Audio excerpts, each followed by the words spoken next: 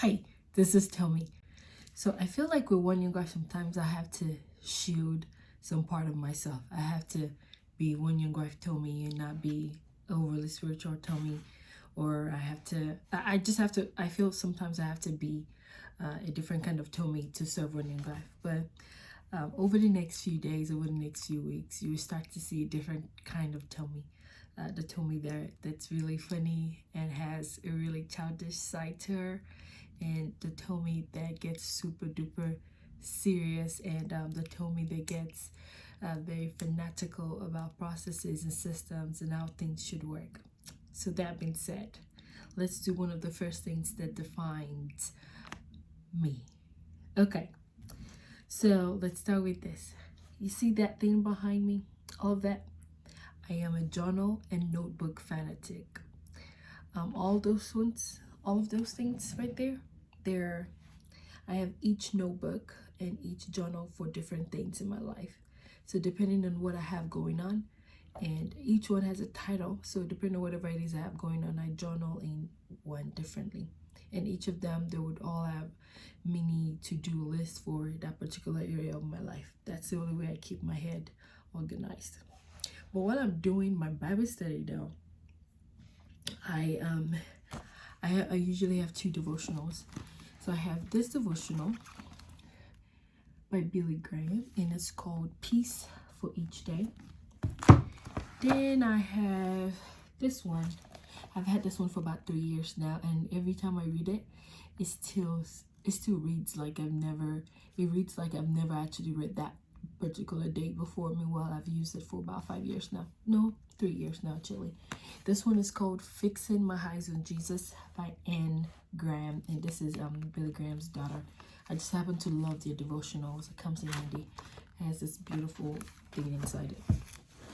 And then I have my study Bible. So I have two study Bibles actually. This one is I like to not write a lot in this one, but there are times I tend to, I do quite a lot of writing sometimes in it. I think I saw a page this morning that, yeah, I do quite a lot of writing in it. There's this other one, and this is, I enjoy the Message version.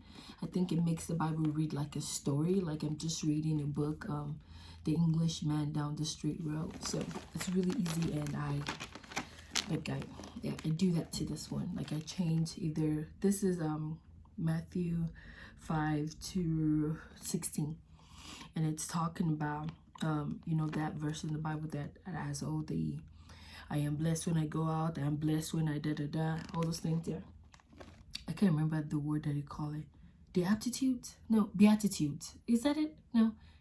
I'm trying to remember CRS now. If you know CRS, you know what I'm talking about. Christian religious studies, that's what we call it growing up. Yeah, but anyway, I changed all of that to hi instead of you and things like that so I can personalize it. So this is like my novel-ish kind of study Bible. And this one is I would break it down a little bit. Well, my thing is moving. I'll break it down a little bit, but not as simple as that one. But I really enjoy it. It's Tony Evans' study Bible.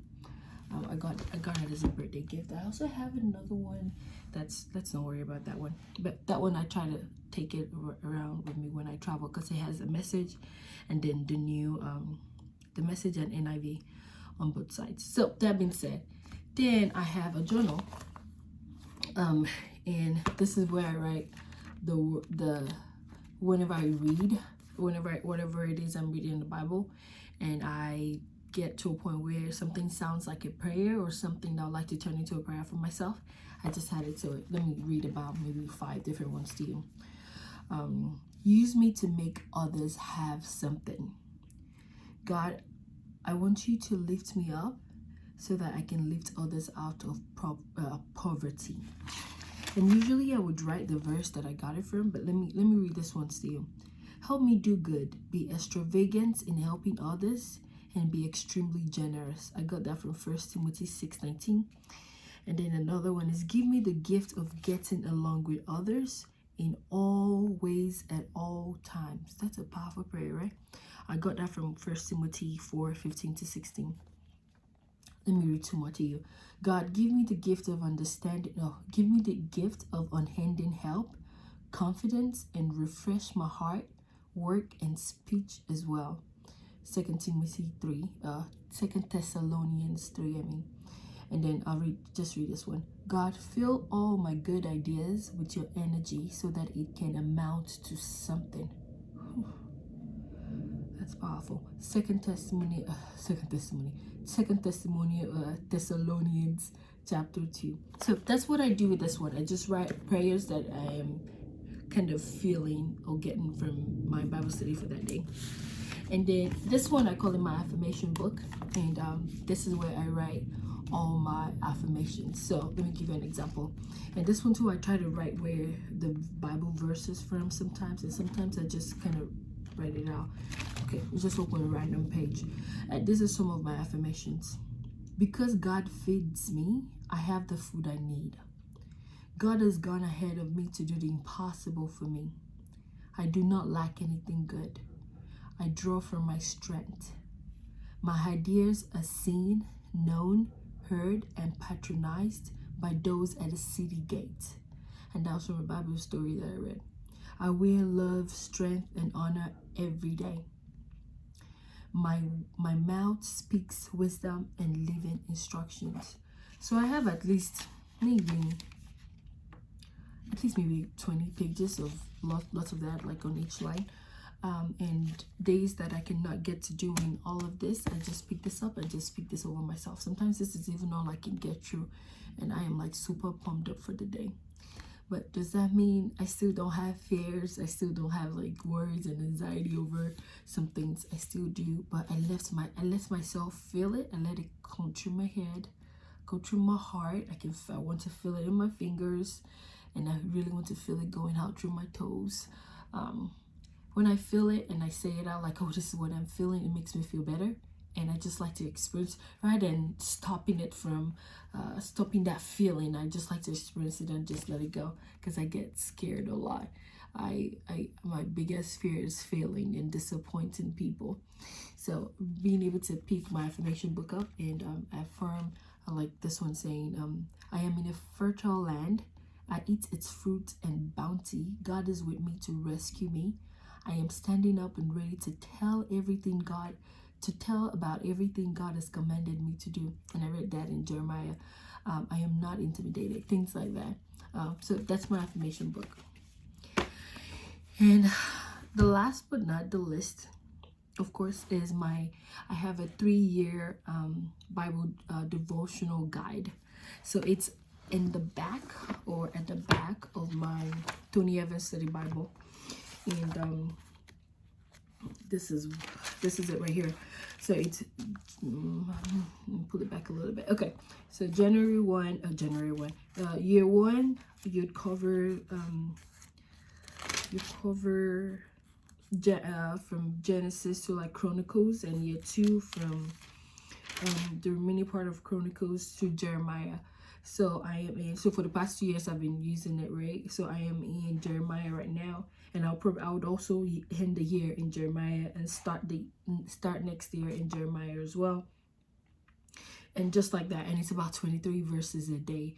It's super easy, and even when I skip days or even sometimes a week, I don't worry about it, because I know God is with me in the moment, and I have other things that point me to Him. And those things have His word embedded in it as well, and that includes the affirmations that I'm declaring, the prayers that I've gotten from old verses that I've read, and things like that.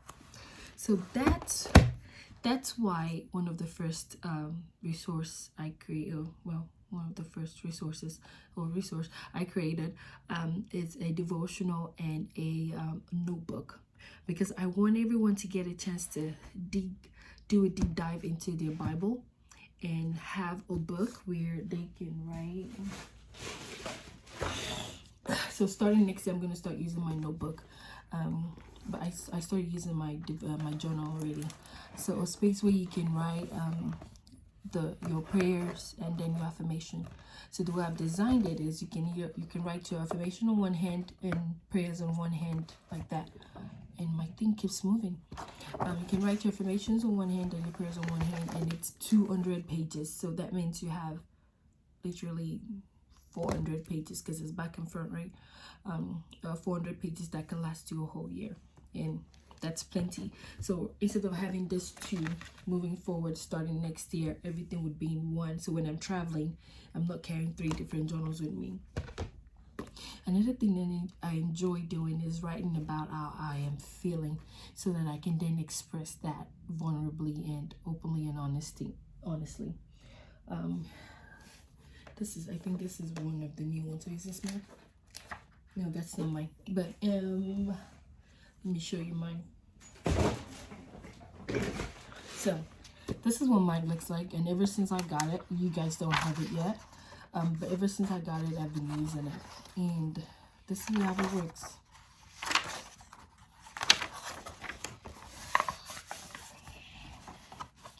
Like that.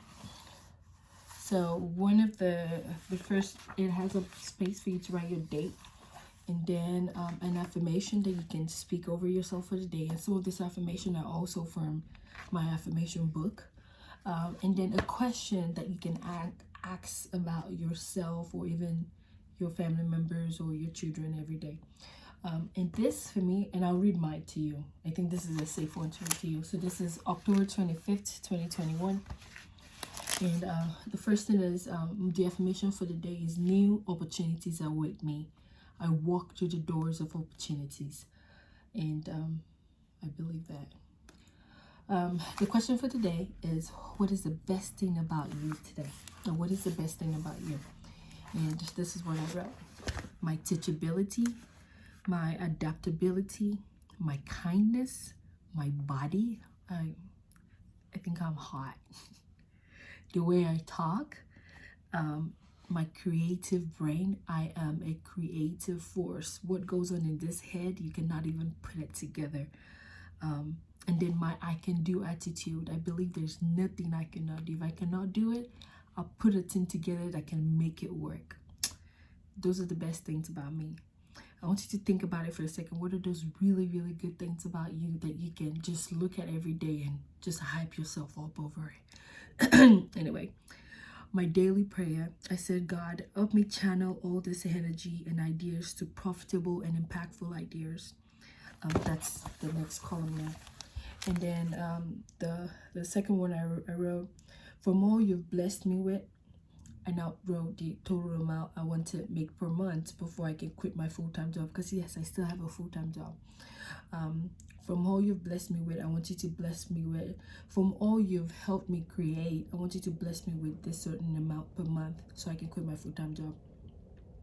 And then lastly, I said, I want an amazing marketer, because I was on the One Young Guys team, and I was starting to feel like I did not have, we didn't have a good grasp of marketing. And guess what?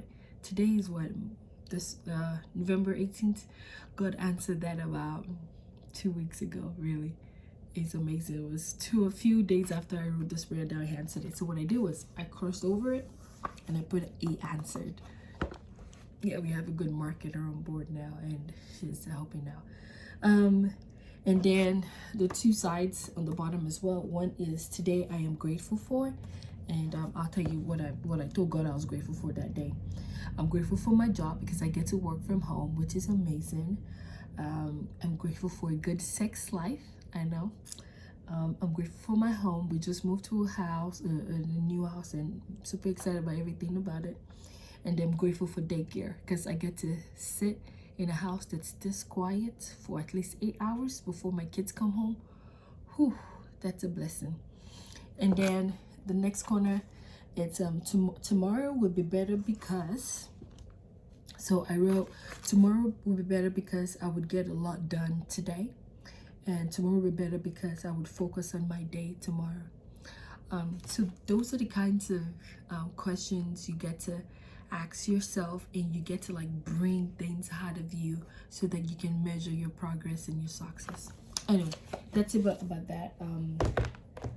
The affirmation cards.